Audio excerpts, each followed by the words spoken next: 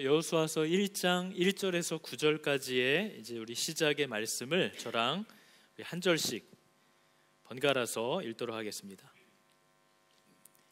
여호와의 종 모세가 죽은 후에 여호와께서 모세의 수종자 눈의 아들 여호수아에게 말씀하여 이르시되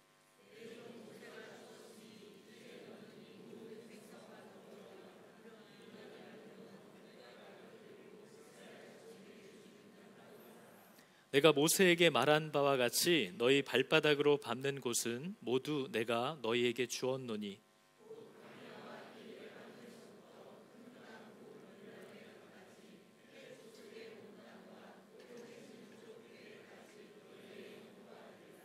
내 평생에 너를 능히 대적할 자가 없으리니 내가 모세와 함께 있었던 것 같이 너와 함께 있을 것임이니라. 내가 너를 떠나지 아니하며 버리지 아니하리니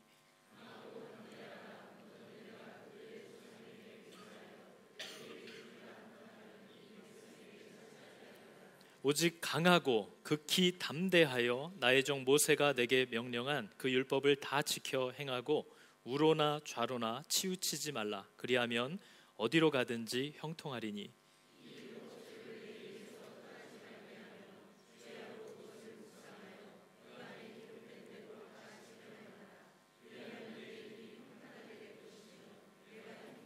같이 읽겠습니다. 내가 내게 명령한 것이 아니냐. 강하고 담대하라. 두려워하지 말며 놀라지 말라. 네가 어디로 가든지 내 하나님 여호와가 너와 함께 하느니라 하시니라. 아멘. 자, 우리 좌우로 인사하겠습니다. 강하고 담대하시기 바랍니다. 이렇게 대답해 주세요. 왜요? 왜요? 뭐 하려고?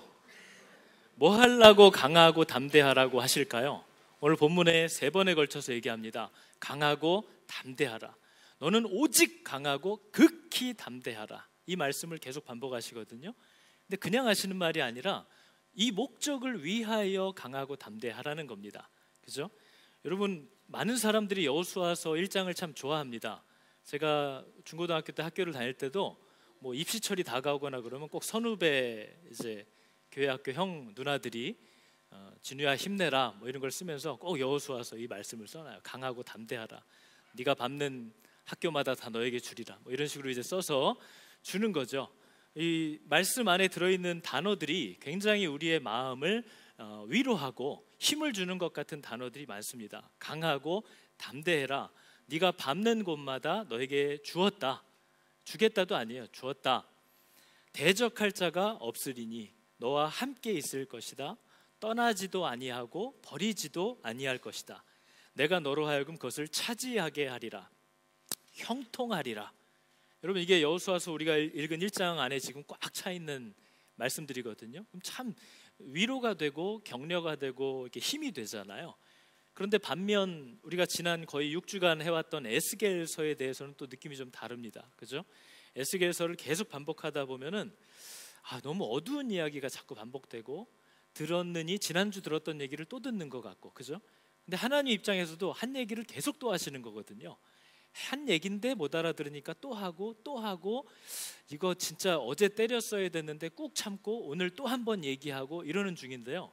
이거를 막 마음에 조바심을 갖고 죄송스러워하면서 우리가 듣는 게 아니라 뭘 지난주에 했던 얘기를 또 하고 이러고 있나, 이제 좀 다른 성경으로 넘어갔으면 좋겠다, 이런 마음이 드는 거죠.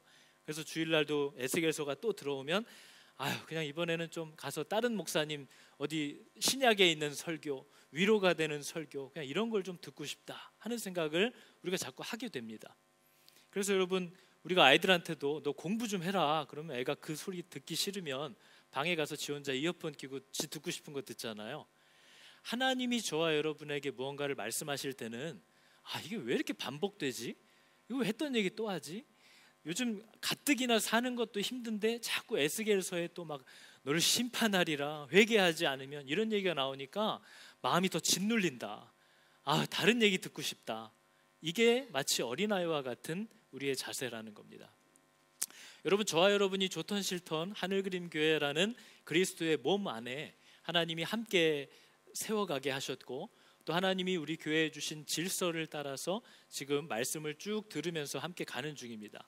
그렇다면 우리의 마음은 하나님이 우리에게 말씀하시는 통로 중에 하나가 바로 이 교회 공동체고, 또 우리가 함께 약속하고 정한 또 매일 성경과 또 내가 늘 듣고 있는 교회에 세워주신 권위자들과 또 말씀들, 내가 앞에 서고 있는 읽고 있는 그 말씀들을 통해서 내게 분명하게 얘기하시는 분이라는 것을 우리는 믿을 수 있어야 됩니다. 그렇다면 같은 말씀이, 또 내가 좀 듣기 싫은 말씀이, 또 우울한 말씀이, 똑같아 보이는 말씀이 계속 반복되더라도 그것을 정말 조심스럽게 또 새로운 마음을 가지고 나에게 적용하여서 들으려는 태도가 우리에게 굉장히 필요합니다. 이 말씀을 들으면서 그때 이스라엘 사람들에게 하나님이 이런 얘기를 하셨구나, 이렇게 들으시면 굉장히 위험한 거죠. 애굽이라는 나라한테 하나님이 이런 일을 했다는구나, 이렇게 들으면 굉장히 위험한 겁니다. 왜냐하면 여러분, 저와 여러분이 에스겔서에서 계속 반복됐던 말씀 중에 하나가 뭐냐면요, 또 여호와의 말씀이 내게 임하여 이르시되 인자야 하는 하나님의 말씀이 계속 임한다는 거예요. 여러분, 하나님의 말씀은 지금도 우리에게 임합니다. 지금도 임하고 있는 중입니다. 그죠? 근데 우리가 두려워해야 할 일은, 하나님의 말씀은요, 듣잖아요. 그러면 들으면 그 들은 것에 어떠한 모양으로든 반드시 저와 여러분은 반응을 해야만 해요. 그게 여러분에게 좋게 들리던 나쁘게 들리던, 하나님의 말씀은 일단 들으면 반드시 우리는 어떤 모양으로든 거기에 반응을 해야만 합니다. 만약 그걸 안 하고 계시다면 여러분은 하나님을 믿는 게 아니고요, 살아계셔서 역사하시고 또 우리에게 이야기하시는 그 하나님과 교제함이 없는 거죠. 말씀은 일단 들었다 하면 반드시 거기에 대해서 어떤 모양이든 반응을 해야 됩니다. 그래서 여러분 두려운 거예요. 그래서 말씀을 그렇게 허투루 들을 수가 없는 겁니다. 그래서 말씀을 그렇게 가벼이 읽을 수가 없는 거죠. 왜냐하면 내가 안 읽었다면 모를까? 내가 안 들었다면 모를까? 일단 들렸다는 것은 거기에 책임을 져야 한다는 겁니다. 거기에 반응을 해야 한다는 거죠. 여러분, 지난 6주간 에스겔서에 얼만큼 반응을 하셨습니까? 얼만큼 들려진 말씀에 어떤 모양으로든 거기에 하나님께 대답을 하려고, 또 반응을 하려고, 행동을 돌이키려고 하셨느냐 하는 거죠. 그랬을 때 우리는 또 오늘의 여호수아의 말씀 앞에 또 기쁘게 설 수 있는 거죠. 그러나 여러분, 남들한테 하는 얘기처럼 이렇게 들으시면 절대로 안 됩니다. 여러분, 오늘 여호수아서인데요, 여호수아서는 어떻게 보면 구약의 사도행전과 같은 책이라고도 할 수 있습니다. 여러분, 신약 성경에 보면 하나님이 사복음서라고 하죠. 마태, 마가, 누가, 요한복음을 통해서요, 하나님이 우리에게 주신 복음이 뭔지, 믿음이 뭔지, 이것을 여러 사도들을 통해서, 여러 또 다양한 사건을 통해서 다각도에서 보여줍니다. 이게 바로 너희가 붙잡아야 할 믿음이고, 이게 바로 하나님이 너희에게 준 복음이다 하는 것을 사복음서를 통해서 철저하게 우리에게 가르쳐 주세요. 그리고 나서 사도행전은 뭐냐면 하나님이 우리에게 가르쳐 주신 그 복음의, 믿음의 말씀대로 살아내기 시작했던 삶이 사도행전인 거죠. 근데 우리가 오늘 시작할 여호수아서는 하나님이 우리가 소위 모세오경이라고 얘기하는 창세기, 출애굽기, 민수기, 신명기, 레위기 이런 말씀들을 통해서요, 하나님이 우리를 왜 창조했는지, 우리를 왜 부르셨는지, 부르시면서 뭘 하라고 부탁하셨는지, 하나님과 함께 동행한다는 것은 어떻게 해야 한다는 것인지를 굉장히 철저하게 교육을 했습니다. 그죠? 철저하게 교육을 한 후에, 자, 이제 알아들었지? 그리고 니네들도 동의했지? 이제 이 방법대로만 니네는 사는 거야. 그런 나라가, 그런 백성이 되는 거야. 세상이 너희를 다 볼 수 있도록 오직 하나님의 말씀과 하나님의 방법대로만 사는 나라를 너희가 세울 거야. 자, 내가 땅을 줄게, 나라를 줄게.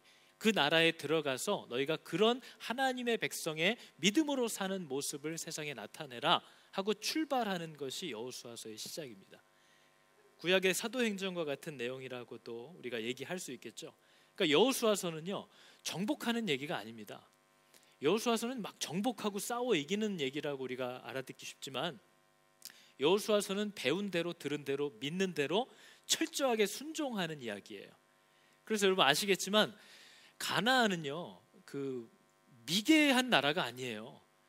이스라엘 사람들이 오히려 40년을 광야에서 떠돌고 그 앞서는 400년간 종살이를 하면서 군사훈련도 받은 적도 없고 뭐 문명이라고 할 것도 없는 그냥 하나님 따라 터돌아다니던 유목민들 같은 노숙자들 같은 그런 사람들이었는데, 가나안이라는 견고한 땅에, 우리가 여리고성을 통해서도 알 수 있지만 그 사람들의 군대 문화는 훨씬 더 발달했고요, 무기도 훨씬 선진 문화고요, 문명도 지금으로 따지면 그들이 더 발달해 있는 나라들입니다. 그런데 그 나라를 이기되 오직 하나님의 말씀하신 대로 순종할 때 이기게 해주신다고 했단 말이에요. 그러니까 여호수아서는요, 오직 하나님께 순종해야만 하는 기록입니다. 순종하니까 승리하고요, 불순종하니까 패배하는 거예요. 이 정탐꾼들이 갔다 오더니 우리는 메뚜기다, 우리는 도저히 저들을 이길 수가 없다 했는데 순종하면 여리고가 무너져요. 근데 자만하고 하나님께 또 묻지 않고 자기 방법으로 가면 아무리 작은 아이 성도 이길 수가 없어요. 이게 여러분 우리가 여호수아서에서 보는 내용입니다. 하나님 말씀대로 순종하니까 되더라. 그런데 불순종하니까 될 것 같고 당연히 돼야 되는데 안 되더라. 이것이 여호수아서에서 나타나는 이제 기록들인 거죠. 그러니까 여러분, 저와 여러분의 부르심이 이것과 똑같거든요. 여호수아서는 우리들의 이야기예요. 지금 저와 여러분을 하나님이 부르셔서 뭘 원하시냐면 힘과 숫자가 지배하는 이 세상, 맞는 말이에요. 힘이 지배해요. 이 세상은 능력이 지배합니다. 돈이 지배해요. 숫자로 이길 수 있어요. 그런데 그런 세상에서 오직 하나님의 방법대로만 살고 하나님의 말씀대로만 순종함으로 세상에서 이기는 일, 그 이긴다는 게 꼭 세상적인 기준의 승리가 아니고요, 하나님이 말씀하신 기이한 빛으로 세상에 나타나는 그 아름다움, 그것을 하나님이 우리에게 요구하셨다는 거예요. 그러니까 여러분, 예수를 믿는데 내가 왜 사는지를 얘기할 수 없다는 건 심각한 문제가 있는 겁니다. 우리가 어제 양육 때도 한번 나눴었는데요, 여러분은 제가 만약에 여러분의 자녀들이 여러분한테 아빠, 엄마는 왜 사는 거야? 사는 목적이 뭐야? 라고 물어보면 여러분은 뭐라고 대답하실 수 있으십니까? 너 때문에 사는 거야, 이러실 거예요? 너 때문에 사는 거야. 그거 성경적인가요, 여러분? 엄마 아빠는 왜 살아? 너 잘 되는 거 보는 게 엄마 아빠 소원이지. 여러분, 그게 하나님이 저와 여러분을 부르신 소명의 방향인가요? 자식 잘 되는 거 보는 낙, 손주 건강하게 자라는 거 보는 낙, 그게 저와 여러분의 부르심인가요? 그러니까 자꾸 에스겔서로 들어가야 되는 거예요. 초시작에 약속을 했는데 어떤 목적을 가지고 소명과 사명을 가지고 하나님이 출발시켰는데 지금 우리의 낯은 노후를 준비하는 것, 나중에 자식들에게, 사람들에게 손 안 벌리고 사는 것, 자식들이 잘 되는 거 보는 것, 그게 우리의 소명이 되어버렸다는 거죠. 그게 여러분 우리가 여호수아서 오늘 들어오기 바로 어제까지 에스겔서였거든요. 에스겔서에 하나님의 분노가 뭐였어요? 이거 하라고 들여보내놨더니 걔네들하고 똑같이 살고 있네, 이거였어요. 하나님의 아름다운 빛, 좌로나 우로나 치우치지 말고 지키기만 하면 너에게 생명을 얻게 할 율례대로만 살아라. 그러면 세상이 너를 통해서 나를 알게 될 거야. 내가 여호와인 줄 알게 될 거야. 자, 출발해놨더니 가서 그들과 똑같이 살고 있었다. 그래서 하나님이 한 번, 두 번, 세 번, 네 번 기회를 줬는데 기회를 준 선지자들을 잡아다 때리고 가두고 끝까지 거역하다가 두드려 맞아 성전까지도 다 회파되어 버렸다. 그게 우리가 어제까지 읽었던 에스겔서와 선지서들의 내용이에요. 오늘 여호수아서는요, 이렇게 했었는데 그렇게 안 했기 때문에 에스겔서의 그 결론에 이른 거구나, 이것을 저희에게 한눈에 보여주는 내용입니다. 여러분 믿을지 모르지만 여호수아서 1장 16절과 18절을 보면요, 백성들이 하나님 앞에 아멘을 했어요. 이렇게 약속을 자기들도 했다는 거죠. 그들이, 백성들이에요, 여호수아에게 대답하여 이르되 당신이 우리에게 명하신 것은 우리가 다 행할 것이요. 다 동의했어요. 백성들이 가나안에 들어갈 때 당신이 우리를 보내시는 곳에 우리가 가겠습니다. 누구든지 당신의 명령을 거역하거나 말씀에 순종하지 아니하는 자는 죽임을 당하리니 강하고 담대하소서. 이 백성들이요, 이 가나안 땅에 이제 우리가 들어가면 야, 이게 될까 싶지만 하나님이 말씀하신 방법대로만 우리가 가겠습니다. 약속했다는 거예요. 여러분, 예수 믿었다는 건 여기에 동의했다는 겁니다.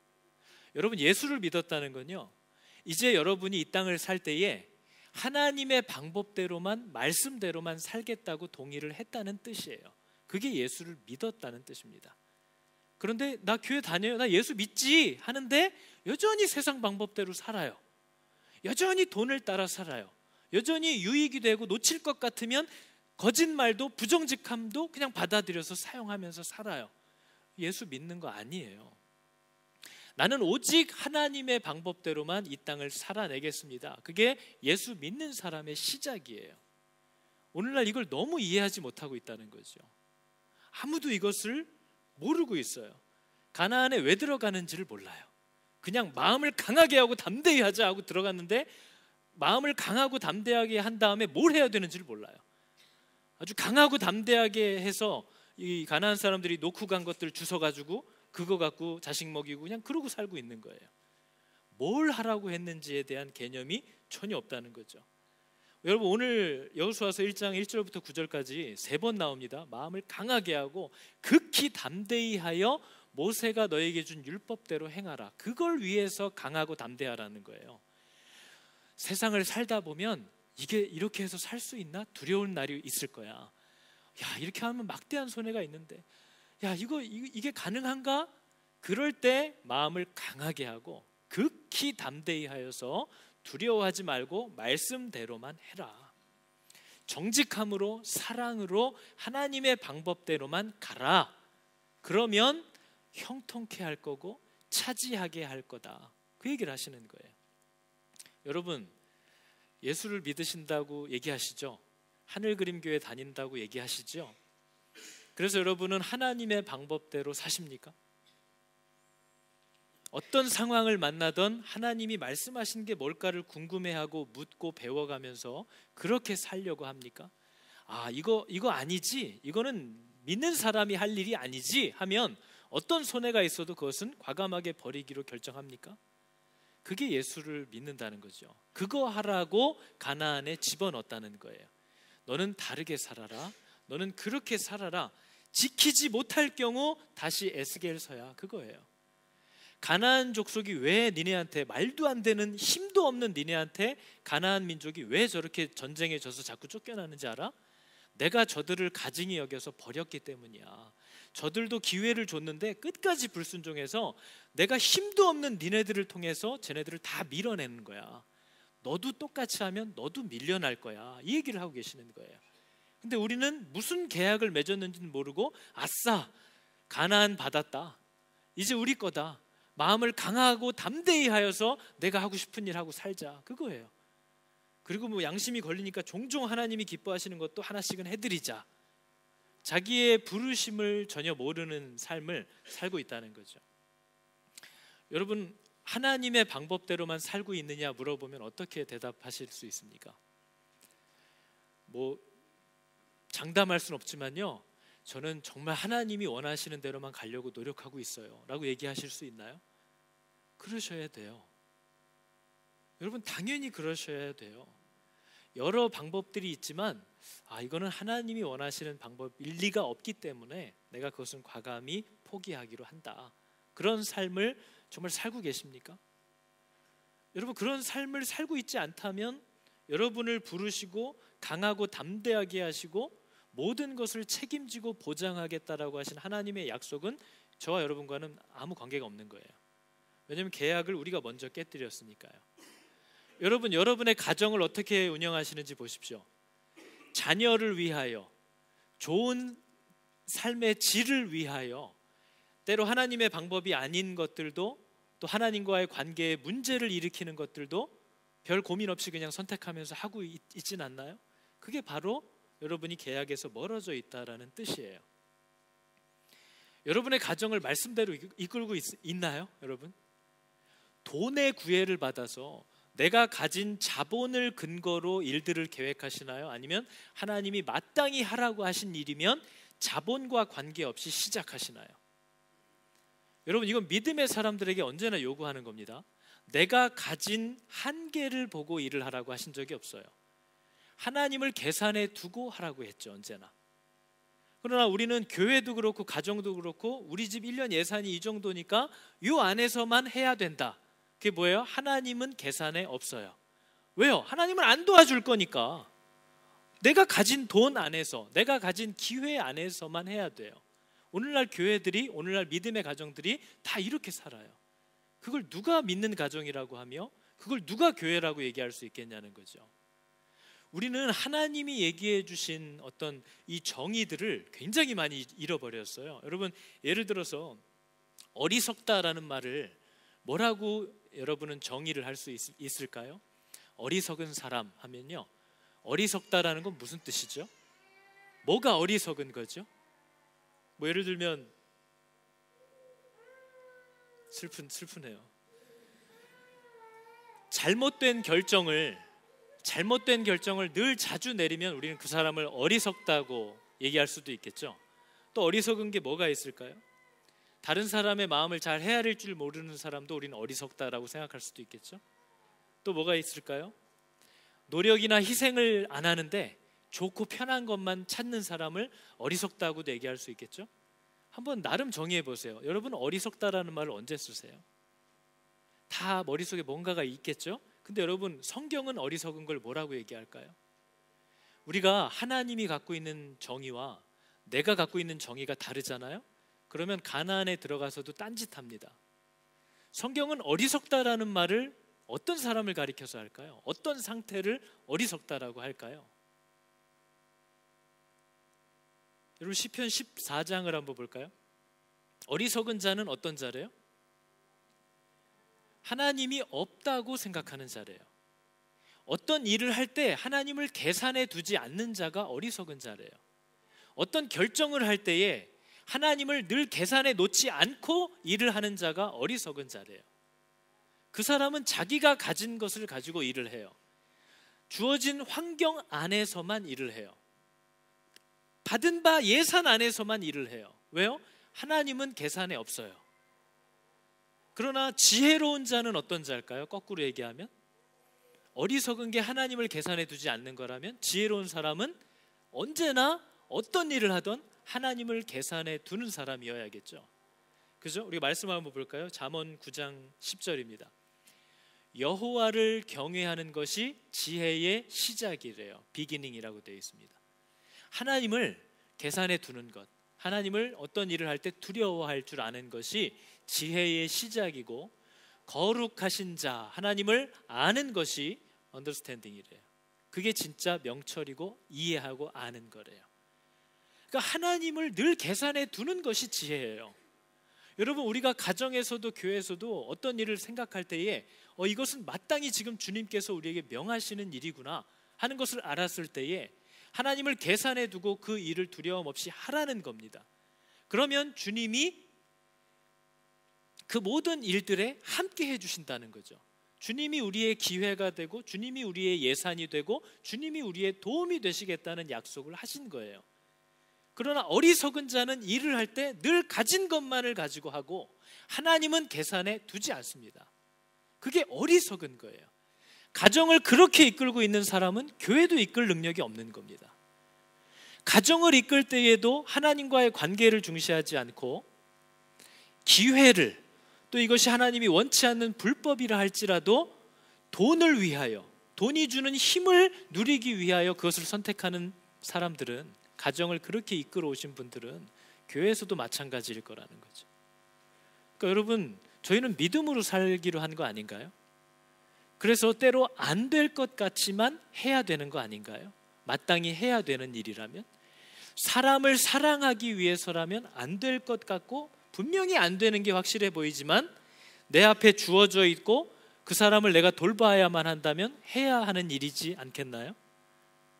우리가 교회 안에서도 하나님의 질서를 따라서 이거 법을 지키다가는 손해가 막대할 것 같지만 하나님을 계산해 두면 하나님의 말씀대로 가는 게 더 유익이라는 것을 알 수 있지 않을까요? 교회의 일꾼들이나 사람을 대할 때도 마찬가지 아닐까요? 우린 언제나 하나님이 두신 방법대로만 할 때에, 하나님을 계산해 둘 때에 그분이 모든 것을 약속대로 하실 거라는 걸 믿고 가는 사람들이기 때문에 가진 바 예산과 가진 바 기회와 가진 바 환경과 가진 바 숫자를 통해서만 일을 계획해서는 안 되는 사람들이라는 거죠. 해야 되는 것이면 하는 거예요. 왜요? 하나님을 계산에 두고 할 거니까요. 그래서 여러분 디모데후서 3장 15절은 우리가 잘 아는 거죠. 또 네가 어려서부터 성경을 알았나니. 하나님을 아는 것은 뭘 가져다 주냐면요, 그것은 능히 너로 하여금 그리스도 예수 안에 있는 믿음으로 말미암아 너를 구원에 이르게 하는 지혜를 갖다 준다는 거죠. 그리고 모든 성경은 하나님의 감동으로 되었기 때문에 나를 교훈하고 책망하고 바르게 하고 의로 교육하기에 유익하니, 하나님의 말씀, 하나님을 아는 것은요, 그분의 방법대로 사는 것은 우리를 온전케 하고 하나님이 우리에게 명하신 모든 선한 일을 행하기에 부족함이 없을 거래요. 근데 우리가 순종하지 못하는 건 불안하니까요. 그리고 이게 될라나 싶으니까요. 교회가 믿음으로 일을 하지 못하는 건 굉장히 부끄러운 일입니다. 교회가 마땅히 해야 되는 일인데 이런저런 이유로 하나님을 계산에 두지 않고 하지 못하는 것이 다음 자녀들에게 건네주는 우리의 신앙의 유산이 되는 거죠. 우리가 하나님이라고 이렇게 찬양을 하지만 결국 일은 우리 돈으로 해야 되는 거야. 그러니까 절대 거기를 벗어나면 안 돼. 우리가 주여 주여 하지만 결국 일은 사람이 하는 거야. 사람 숫자가 적으면 교회가 교회에 맡겨진 일을 할 수 없어. 그 신앙 고백을 우리가 자녀들 앞에서 다 하고 있는 거죠. 그러나 우리가 성경을 통해서 여러분 보는 많은 예화들은 할 수 없는 가운데 하나님께서 가능하게 하시는 것, 부요하지 않은 것 가운데 놀랍도록 부요한 일들을 가능하게 하는 일, 이런 것이 바로 저와 여러분에게 맡겨진 능력이라는 거예요. 왜요? 하나님 나라의 아름다움, 지키기만 하면 생명을 얻게 하는 하나님의 말씀, 이것을 세상에 드러내게 하시기 위해서 지금 하나님이 그것을 하고 있다는 거죠. 그래서 여러분 시편 119편 105절의 말씀이 주의 말씀은 내 발의 등이요 내 길의 빛입니다 라고 얘기하고 있다는 거예요. 말로는 얘기하지만 실제 생활에서는 절대로 두려워서 믿지 못한다는 거죠. 여러분 가나안에 갈 때는 아멘 아멘 했는데요, 그 기골이 장대한 적군을 보니까 도저히 믿음이 생기지 않더라는 거예요. 그게 저와 여러분이 만나야 할 현실입니다.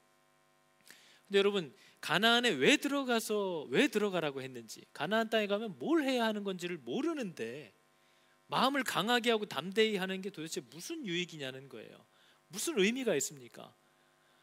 뭘 위해서 강하고 담대하라고 하는 건지를 모르는데요. 여러분 우리의 인생은 대단한 건 없어요. 다 태어나서 가정 안에서 자라고 친구들을 만나고 가정을 이루고 자녀들을 양육하고 그렇게 자라가는 거예요. 누구도 다르지 않아요. 그런데 다만 저와 여러분의 차이는 그 일들을 다 믿음과 말씀 안에서 하라는 거죠. 결혼을 할 때도요, 우리는 하나님의 말씀과 방법대로 배우자를 만나가고 찾아갈 거예요. 배우자를 대하는 방법도 세상의 방법이 아니라 결혼하면 초장에 꺾어야 돼, 이런 세상 복음이 아니라 하나님의 말씀이 우리에게 명하신 것으로 가정을 세워가야 돼요. 자식은 어떻게 키워야 돼요? 말은 제주도로 사람은 서울로 보내라고 했어. 그건 예수님이 하신 말씀이잖아요. 목사가 얘기하면 다 맞는 것 같죠? 세상이 말하는 어떤 정의가 아니라 우리는 이 땅을 저들과 똑같이 살아가요. 특별할 거 없어요. 대단할 것도 없어요. 아마 다 비등비등 이렇게 사시다 다 돌아가실 거예요. 막 와 이런 분 거의 없을 거예요. 우린 다 이렇게 살아요. 그런데 우리의 차이점은 똑같이 그들과 함께 다를 바 없는 모양으로 사는데 우리의 기준은 언제나 하나님이에요. 우리의 방법은 언제나 하나님이 말씀하신 방법이에요. 자녀를 대함도 마찬가지예요. 자녀들을 양육함도 마찬가지예요. 그죠? 그게 우리와 세상의 차이여야 해요. 여러분 예수 믿는 사람으로서 여러분의 가정은 뭐가 다르죠? 여러분이 자녀를 양육하는 방법에는 어떤 차이가 있죠? 여러분 우리는 돈의 노예가 안 돼요. 왜냐하면 우리는 돈을 버는 게 삶의 목적이 아니거든요. 우리는 하나님의 사람답게 살아가는 게 내 삶의 목적이에요. 사람을 사랑하고 하나님을 사랑하는 일, 나의 아버지를 알아가는 일, 그리스도의 성품으로 내게 주어진 이웃들과 가족들과 교회의 형제자매들을 대하는 일, 그게 우리에게 주어진 일의 전부예요. 그 일들을 말씀대로 행하면서 살아갈 때에 하나님이 놀라운 일들을 행하신대요. 잃어버렸던 자들을 얻으신대요.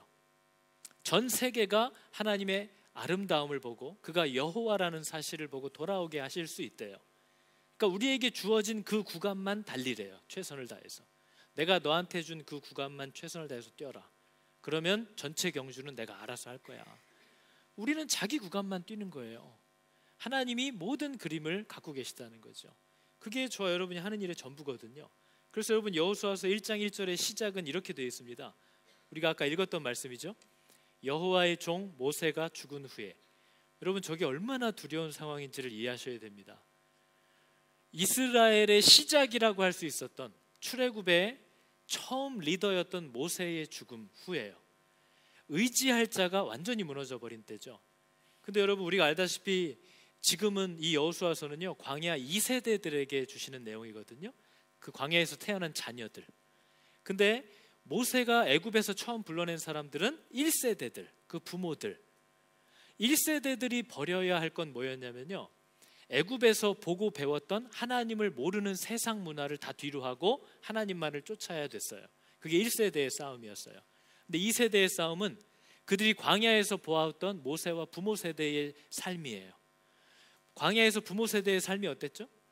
그건 정말 종교 생활이었어요. 그건 믿을 만한, 본받을 만한 신앙이 아니었어요. 그들이 하나님의 약속대로 가나안을 처음 보았을 때 저길 어떻게 들어가라는 얘기냐, 말도 안 되는 소리 하지 말아라 하고 하나님의 말씀에 순종하지 않았어요. 그랬더니 하나님이 그냥 그들이 바라는 대로 광야 생활 내내 먹고 살게만 하다가 그들은 다 죽었어요. 그들은 광야를 떠돌면서 하루하루 먹고 살았어요. 그리고 끝났어요. 그리고 하나님이 여호수아서에서 다음 세대에게 첫 세대는 내가 이렇게 해준다고 그랬더니 택도 없는 소리 하지 말으라고 짜증을 내더라. 그냥 먹고 살게만 하게 해달라는 거예요. 그래서 1세대는 광야 내내 하나님이 먹고만 살게 하다가 다 죽었어요. 먹고 살다 죽었어요. 여러분 그냥 하루하루는 다 먹고 살았어요. 근데 그러다 끝났어요. 그랬더니 하나님이 이제 두 번째 다음 세대를 불러서 강하게 하고 마음을 극히 담대히 해라. 내가 이런 목적을 위해서 너희를 부른 건데 너희가 이것을 기뻐하고 여기에 순종하면 내가 너에게 모든 것을 보장할 거야. 이 약속을 부모들에게도 줬다. 너희들은 이 약속을 가지고 가라. 부모 세대의 신앙을 따라가지 말고 그것조차도 다 버리고 너희는 이제 정말 오직 말씀만을 붙잡고 살아가라 하는 것을 다음 세대에게 명하시는 장면이 우리가 오늘 읽은 그 내용입니다. 그걸 위해서 극히 강하고 담대하게 마음을 먹으라고 하는 거죠. 여러분 혹시 요즘 사시면서 이거 하면 안 되는 건데 근데 이거 안 하면 또 큰일인데 하는 일들이 있나요? 말하는 거예요. 여러분 그것 때문에 마음을 강하게 하고 극히 담대히 하여서 두려워하지 말고 하나님의 방법대로 가라. 그게 너를 부른 이유가 아니냐. 네가 이 땅에 살던 다른 땅에 살던 조금 안정되게 살던 조금 힘들게 살던 어떤 모양으로 살던 너는 이미 복되게 했고 복되게 될 텐데 말씀대로 약속대로 가기만 하면 그게 너에게 준 나의 부탁이고 그걸 통해서 놀라운 일들을 행하시겠다라는 약속을 우리에게 하고 계시다는 거죠. 그래서 여러분 말씀을 읽고 예배를 드리면서요 하나님의 말씀과 나의 삶이 분리가 되지 않게 하셔야 돼요. 하나님의 약속을 믿는다면 우리의 삶이 그 약속을 믿는 믿음에 따라가야 돼요. 여러분 세례 요한에게 사람들이 나왔을 때 한 말은 되게 간단한 거였습니다. 군인들이나 세리들이나 서기관과 바리새인들이 나올 때마다 세례 요한이 준 설교 말씀은 되게 간단해요. 군인들, 백성들의 돈 함부로 빼앗지 말아라. 하나님 백성답게 사랑하며 살라는 거예요. 서기관들 뭐 하지 말아라. 니네 뭐 하지 말아라. 실제적인 삶의 지침들을 다 줘요. 왜요? 믿음 하는데 말씀 하는데 삶은 엉망진창이거든요. 율법대로 명령대로 사랑의 정신으로 살고 있지 않거든요. 그래서 여러분 혹시 예수를 믿는다고 생각하셨는데 내가 뭐 그렇게까지 살겠다는 건 아니었는데 라는 생각이 드시는 분, 아니 잘 되고 싶고 좀 마음의 위로를 얻고 싶어서 내가 교회를 나오는 거지, 무슨 주님의 그리스도의 군사가 되어서 이 땅을 오직 하나님의 말씀과 방법대로만 살아감으로 잃어버렸던 자들을 되찾으시는 하나님의 그 놀라운 구원에 내가 동참하고 난 뭐 이런 거는 전혀 생각 없었는데 하시는 분들은 아직 여호수아서로 들어갈 단계가 아닌 거죠. 여러분, 지금 방금 앞서 말했던 그 내용이 여러분 삶의 목적인가요? 나는 이 땅을 하나님이 주신 이 분복, 가정과 자녀와 아내와 사랑하는 교회와 가족들과 친구들과 이 관계를 내가 기쁘게 누리면서 그 안에서 오직 하나님의 사람은 이렇게 사는다 하는 것을 내가 세상에 끝까지 보여주고, 나중에 병들고 돈이 없어져도 하나님의 사람은 뭘 의지하면서 사는지를 끝까지 드러내다가 내가 주님 앞에 가야지, 이게 여러분의 삶의 목적인가요? 그럼 여러분 돈의 노예가 안 될걸요? 돈은 여러분에게 그런 미혹을 주지 못할 거예요. 그게 나의 목적이 되기 때문에요. 그런 인생들 되기를 여러분 축복합니다. 우리 같이 찬양하고 싶은 게 있는데요, 우리가 아는 찬양이죠. 아무것도 두려워 말라. 가사대로만 되면 너무 감사하겠으나 여러분, 우리가 말씀대로 순종하지 못하는 것은 믿어지지 않기 때문입니다. 믿지 못하기 때문에 말씀대로 순종이 안 되는 거죠. 이게 될까?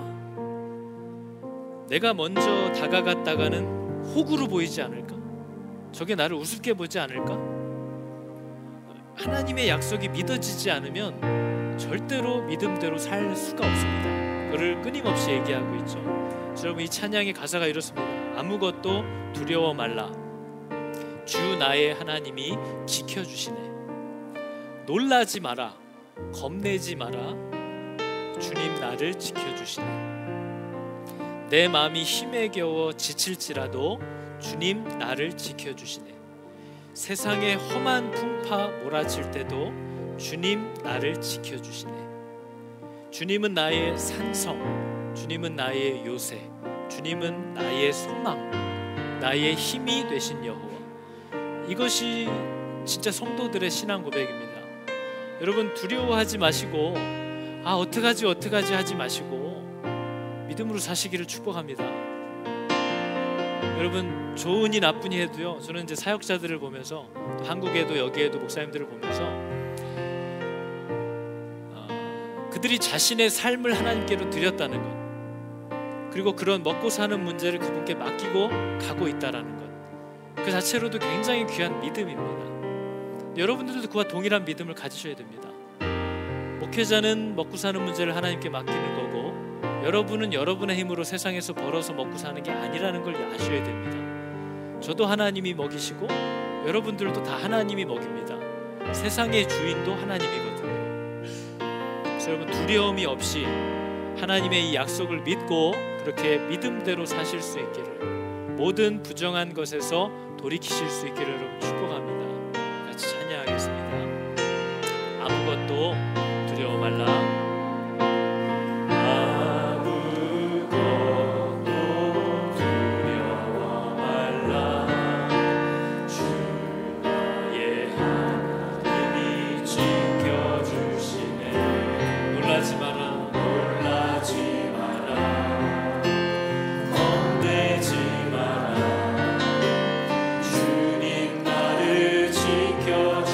아무것도 두려워 말라.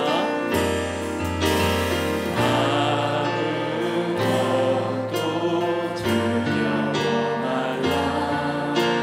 주 나의 하나님이 지켜주시네. 놀라지 마라. 놀라지 마라. 겁내지 마라. 겁내지 마라.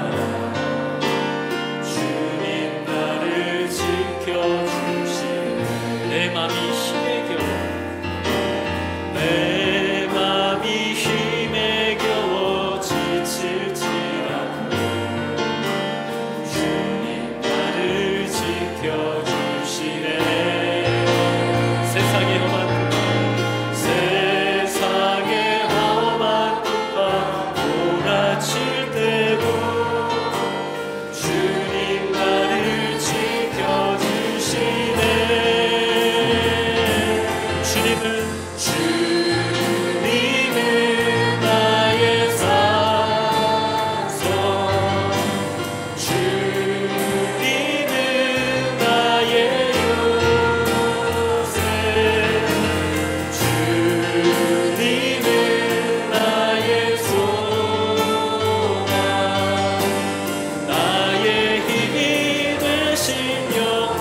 맘이 힘에 겨워 지칠지라도 내 맘이 힘에 겨워 지칠지라도 주님 나를 지켜주시네. 세상의 험한 두파 몰아칠 때도 주님 나를 지켜주시네.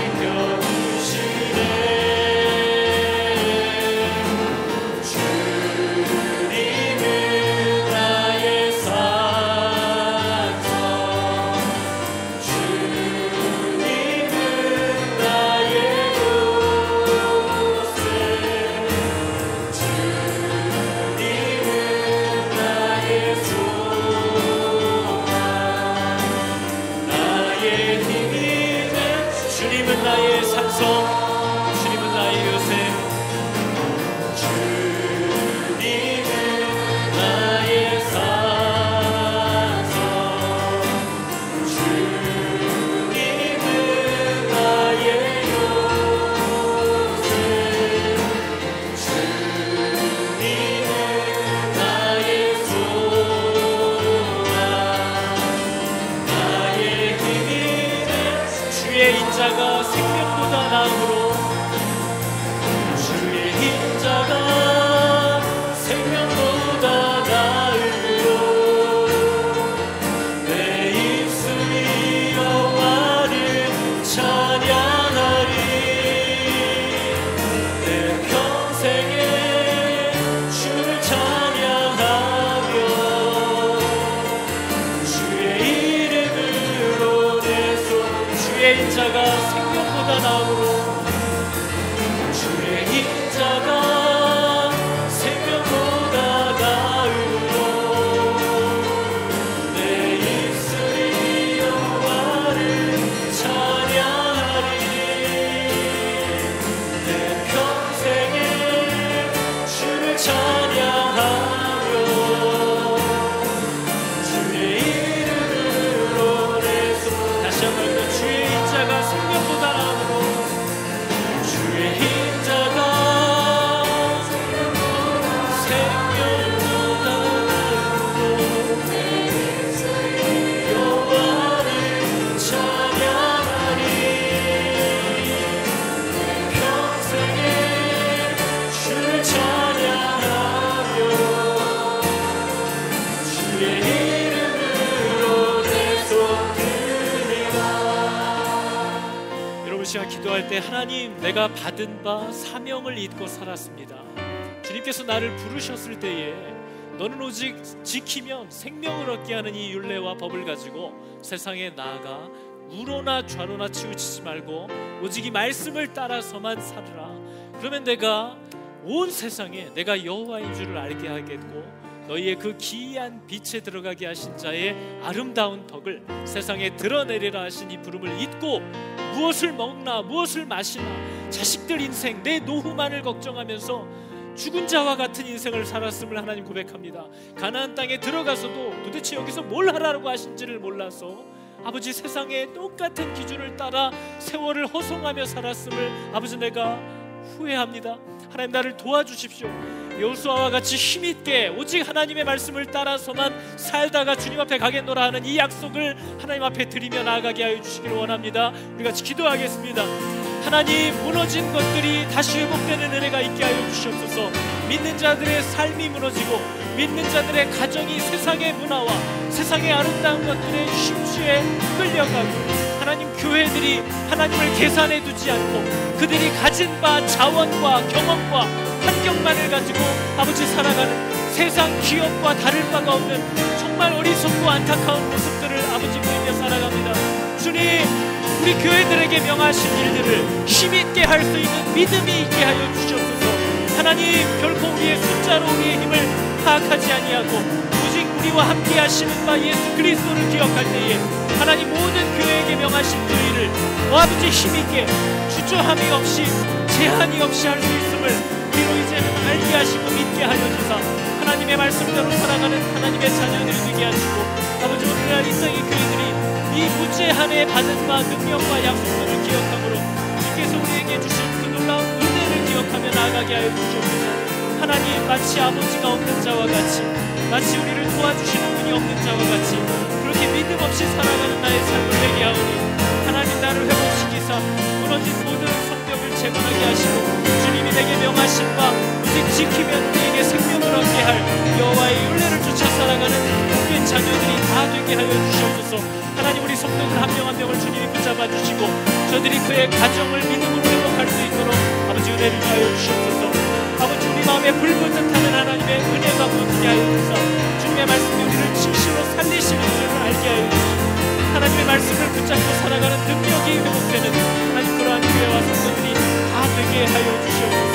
아버지, 우리의 연약함을 체험하시는 주께서 이 모든 일들을 가능하게 하여 주실 줄을 아버지 내가 믿습니다. 주님, 우리가 하나님의 말씀에 합당한 아버지 그러한 방향을 잡고 걸어갈 수 있게 하여 주시옵소서. 내가 무엇을 두려워하는가, 내가 무엇을 염려하는가, 아버지 내가 내 삶의 목적으로 어디에 두고 있는가, 하나님 그것을 늘 돌이켜 발견할 수 있는 아버지 그러한 은혜를 내게 허락하여 주시기를 원합니다. 아버지를 의지할 때 이 모든 일들을 가능케 하시는 놀라운 은혜를 주님 경험케 하여 주시옵소서. 감사합니다. 하나님, 감사합니다.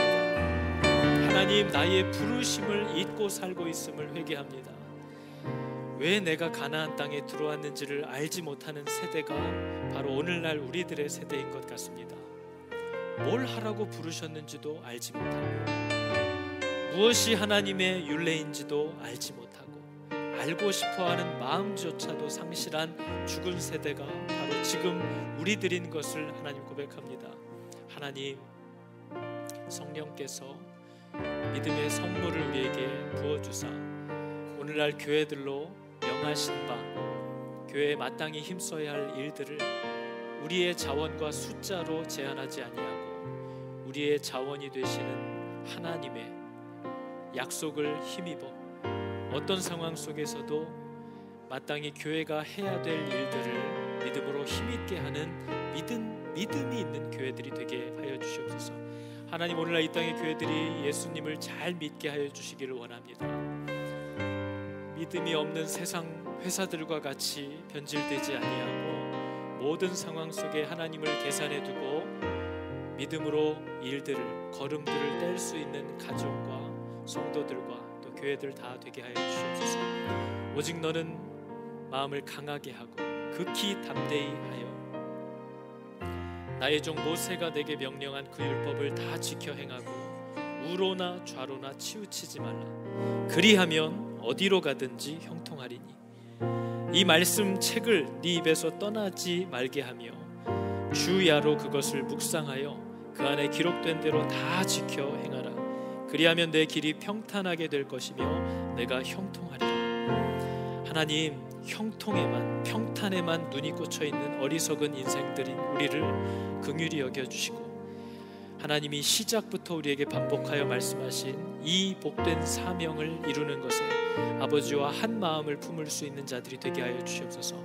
하나님, 바라옵기는 우리 하늘기름 교회 모든 성도들이 모든 악에서 돌이켜 떠나게 하여 주시고 하나님의 미워하시는 방법들을 멀리하며 그러므로 받는 손해를 즐거워하는 믿음의 사람들 되게 하여 주시옵소서. 가정도 믿음으로 이끌어오지 못한 우리들이 하나님의 교회를 세워가는 이 모습이 너무나 부끄럽고 너무나 죄송할 따름입니다. 하나님, 우리를 새롭게 고치시고 회복해 하여 주시는 은혜로 덮어주시기를 원합니다.